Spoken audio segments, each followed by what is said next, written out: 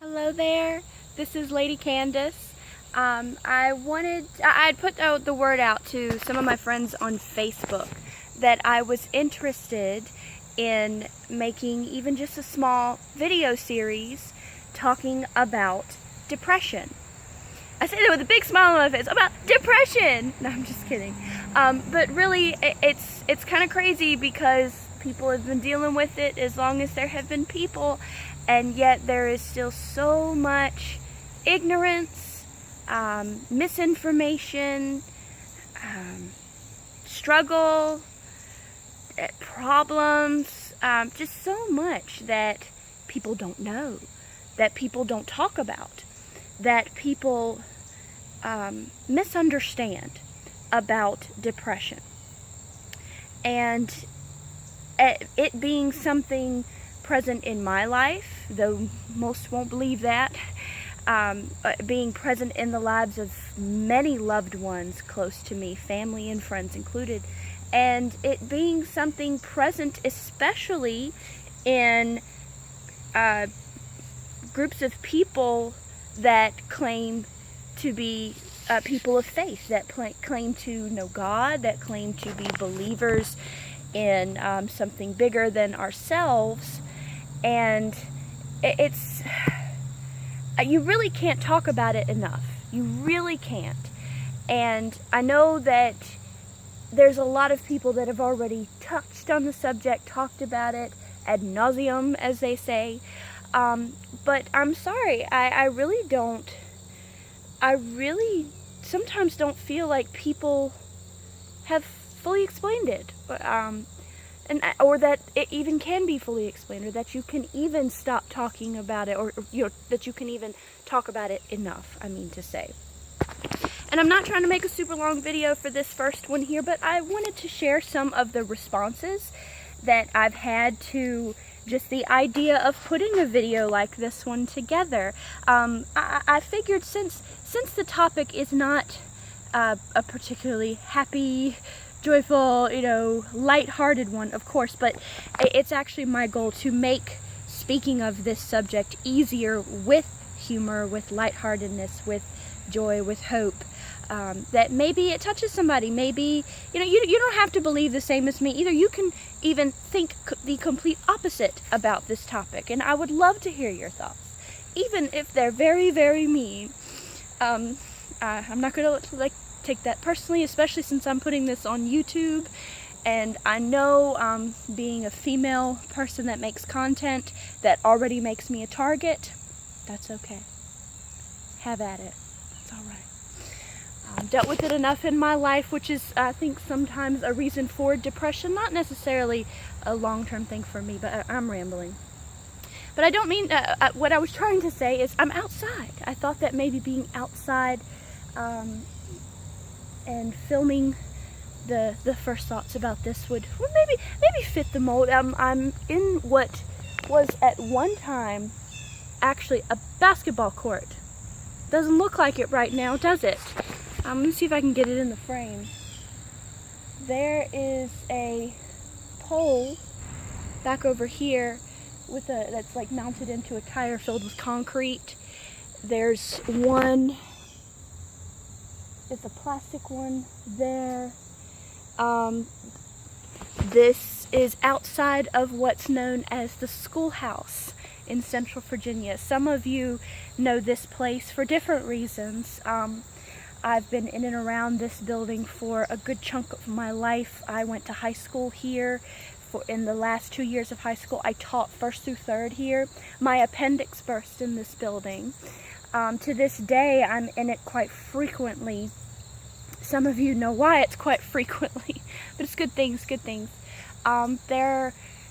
Most importantly, I think, except for my recent involvement with the building, is the schoolhouse venue that used to run out of here, and we would still like to reopen that one day, but we'll talk about that another time. But anybody that knows this building knows that it's very relatively old, kind of run down, and a lot of people would take that abandoned look as being a reason to, feel sad and depressed about something. But I would actually like to touch on the point that there are people that actually find joy or just beauty in overgrownness, like outside, with nature, or in a old building. Urban exploration videos are a huge thing these days because of that very thing. But we could probably talk about that correlation later. But I have some notes. Just little notes. Lady Cam's tried to come prepared. I have another camera that I wanted to use, but I can't find it. My husband and I just recently moved into a different dwelling, and it's still a work in progress of getting everything together. Mosquitoes are eating my ankles. They're eating my feet up. God, I hate mosquitoes. And it is September in the South, so, I expect to find the devil around any corner because it's hot as crap out here. Okay, well, let's get started before I get eaten alive by these things. I'll share just some of what I've already said, like on Facebook or whatever, and then briefly some of the responses that I've gotten. Depression. It's nothing exciting, but it needs to be addressed and discussed. So, I am interested in making a video that explains what #depression, what depression really is. How many of us, and again, I mean us, not just many of those out there, I include myself in that, have lived with it for many years. I'd like to talk about where it comes from, or where we speculate that it comes from, where it begins, or even just on a physical level where it originates from. How to live with it and not let it defeat you, and what my Heavenly Father says about it in His Word. And it might not be what you think.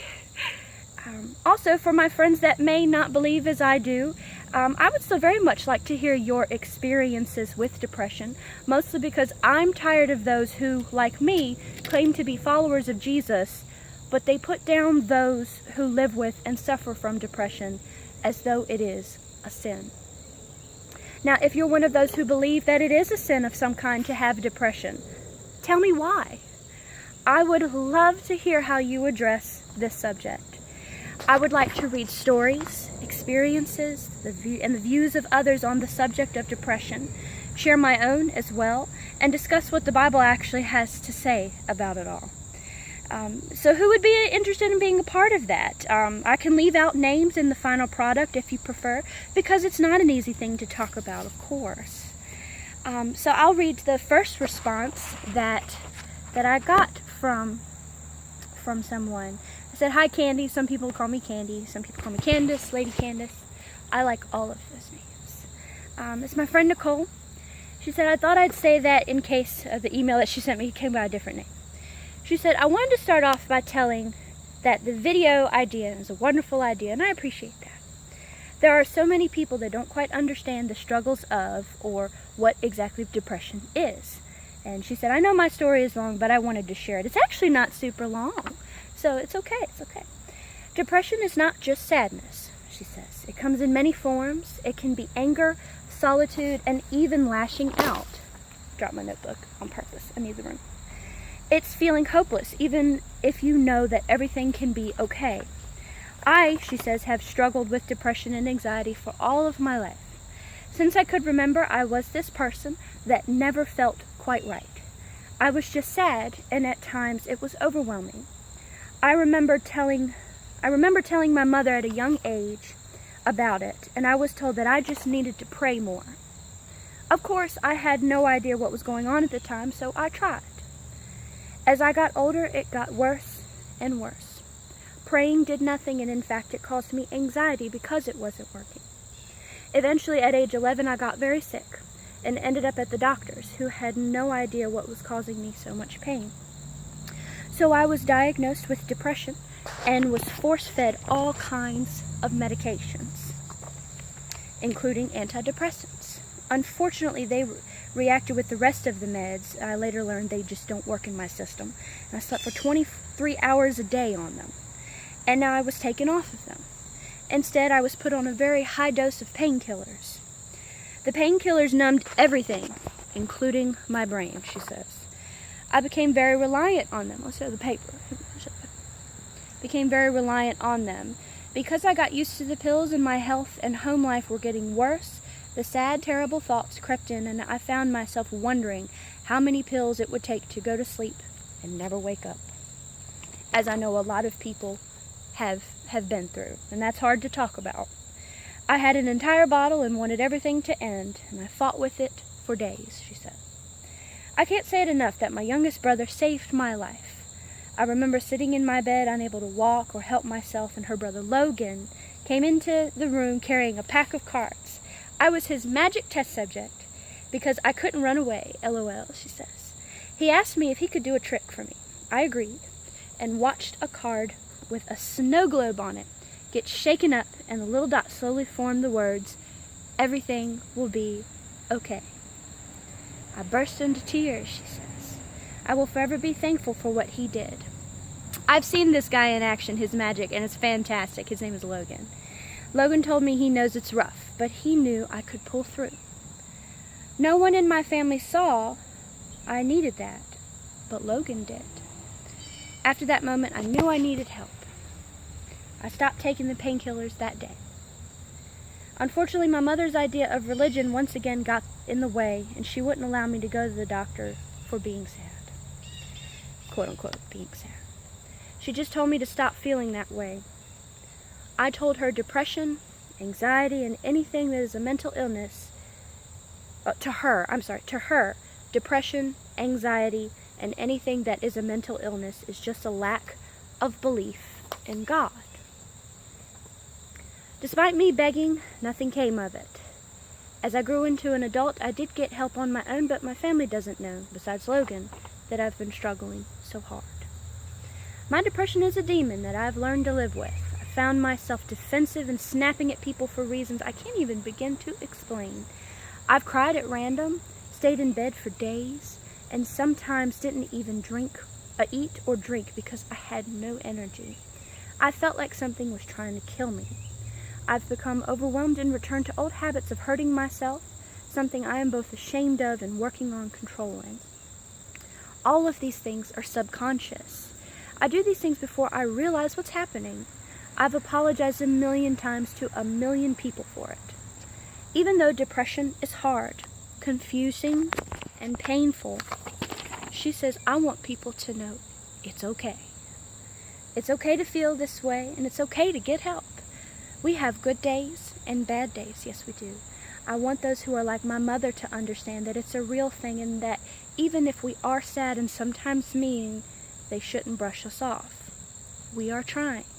That goes for any mental illness, really. And I'm so glad, she says, you're doing something to educate people, and I hope it helps others. Me and my framed card, thank you.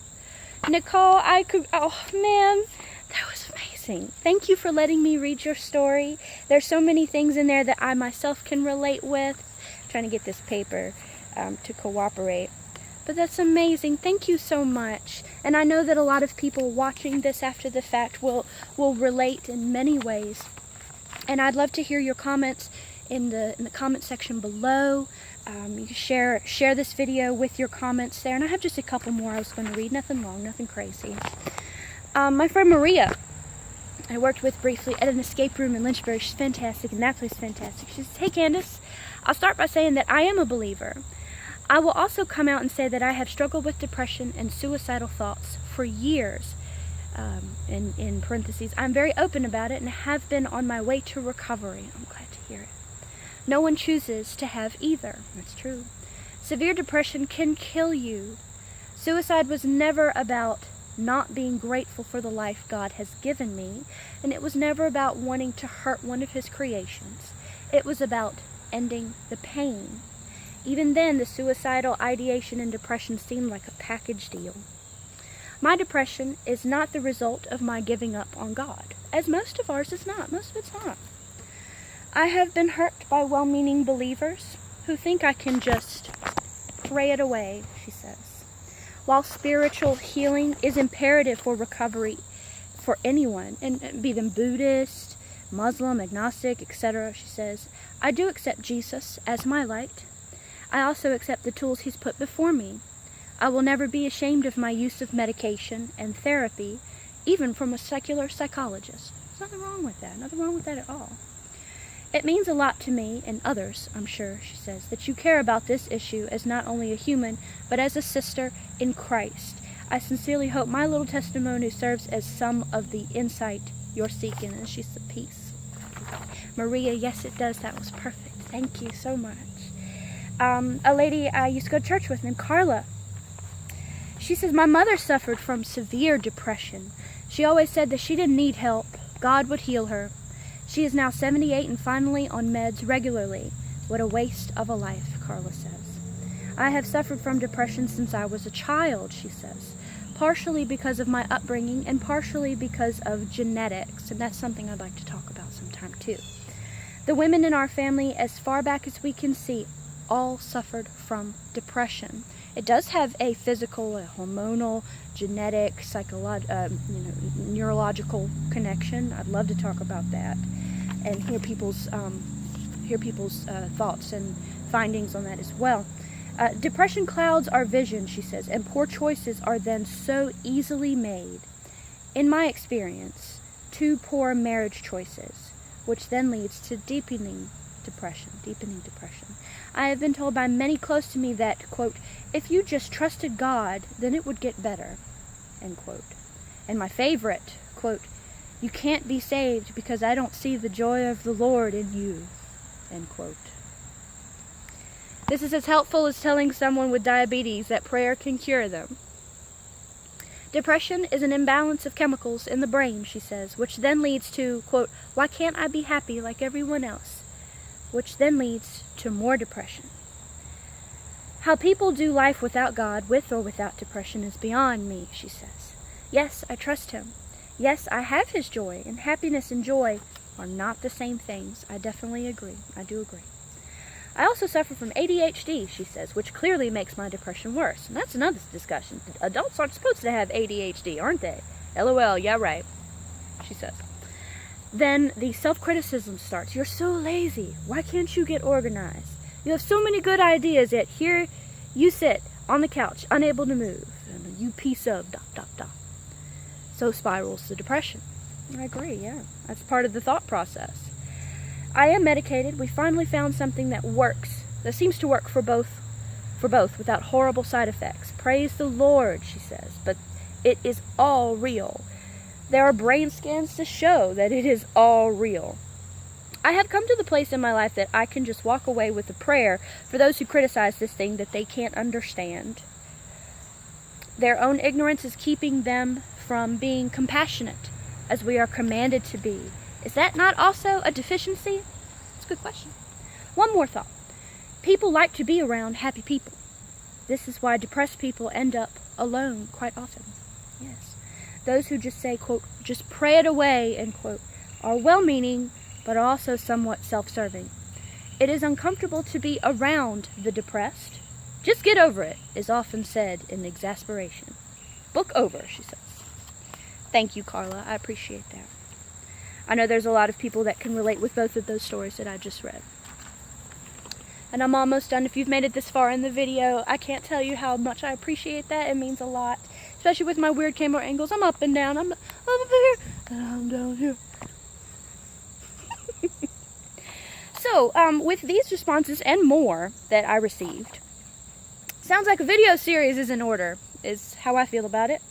I would like to start all this by first sharing the personal experiences of others, like I've done before, and myself, and I will in a future video, that have either lived with depression, have loved ones that suffer from it, and or both. The length of the tellings are of no consequences. Long and short stories are both welcome.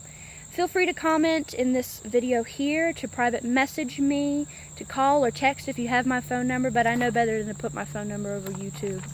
Okay? Unless I'm a ministry or something, and I'm just one person. Or you can hunt me down in person if you happen to know me in real life. Just don't follow through with the hunt part, if you don't mind. And thanks to all who have and will respond. This is wonderful. Also, anxiety is also a completely acceptable topic to pair with this one, as depression and anxiety are often linked. Not always, as I have loved ones who never claim to be depressed, and no, they're not, but they know anxiety very, very well. And they're not the same thing, not at all. Sometimes they are joined, though. Social anxiety, unexplainable fear and hesitation, inhibition that keeps you from enjoying your life. I gotta fly. This is unedited. This is totally real. These are all very real things that can sometimes open the door to depression. Can they not? Depression can, as we know, sometimes stem from a chemical, hormonal, or very physical issue, but that, of course, doesn't make its manifestation any less significant. And no, depression and sadness are not the same thing, not at all. This is me talking here. I'm not reading from a book. I'm reading from the book I read, in a Facebook comment somewhere. Comment thread. See, papers. It's papers. There is a huge difference between sadness in reaction to an event or occurrence that may leave you eventually, and the lingering, unexplainable sadness that is ushered in because of a depressed state of mind or being. And I am excited to delve into the controversy surrounding the pray it away, dismissive attitude that so many well-meaning and or so-called Christians have had towards mental illness, social anxiety, and emotionally based issues that even fellow believers live with. My buddy Joseph Purvis, he says, I'm game. I'm a Christian and know that depression is a real thing, but I argue with how people deal with it. His take is, I don't think medication should be the go-to, and there are other ways, he says. Thanks for that, man. My friend Beth, she says, yes, it is a subject that needs to be spoken of more, so people feel and know it's okay to not be okay. But also so they know to reach out, share their feelings, and instead of being fixed, can find a safe person to walk hand in hand with as they go through the dark journey and wait it out and pray it out. Beth, thank you for that. My buddy Rob Fuller, DJ Rob Chaos, he says, believe it or not, I struggle with it and have for a very long time, and I'd be happy to contribute in some form, so we'll have to do something together. I'm sorry, I'm bringing the papers up like this because a fly keeps landing on my hand. Oh, I think I'm done. Bye.